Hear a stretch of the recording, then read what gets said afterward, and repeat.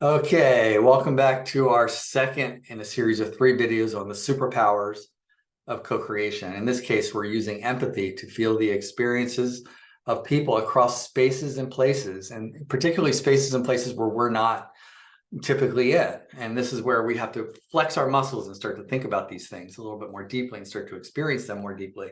I bring up the elephant again because our primal motivation is to think in our own little ecosystem and understanding our own spaces around us. As designers, we're constantly thrust into other people's spaces, and we need to understand the logic of those spaces and begin to have empathy for how people might use those spaces.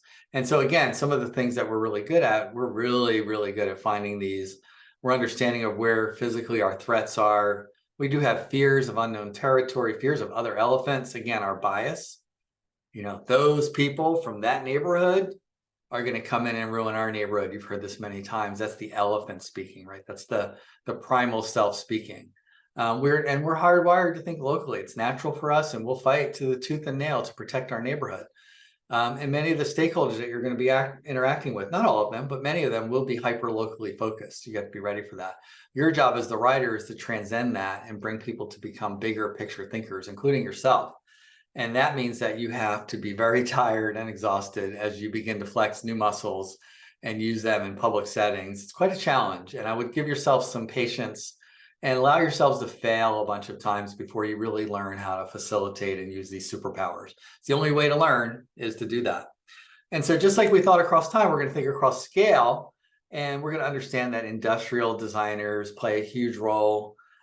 Interior designers, architects, landscape architects, urban designers, and then scientists are all, in a sense, designers at different scales, right? And your job as a big thinker, as a leader, is to be able to transcend across these scales and be able to think simultaneously about the kinds of things that are being discussed and how they impact different scales and how those scales impact you. And I would urge you to organize your research that you're doing for this class and make sure that you're using the scale check to make sure that you're actually hitting all the different aspects.